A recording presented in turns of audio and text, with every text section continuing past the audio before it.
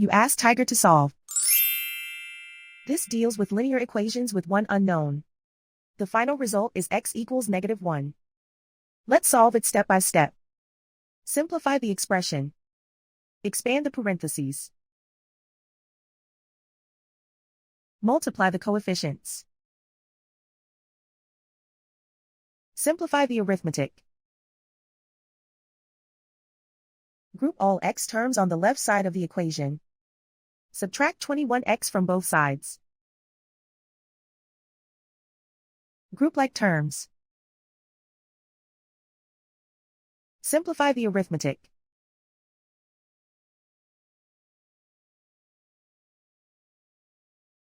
Group all constants on the right side of the equation. Subtract 7 from both sides. Simplify the arithmetic.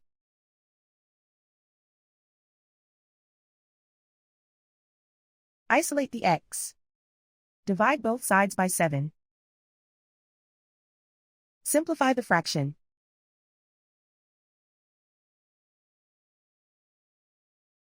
And so the final result is x equals -1.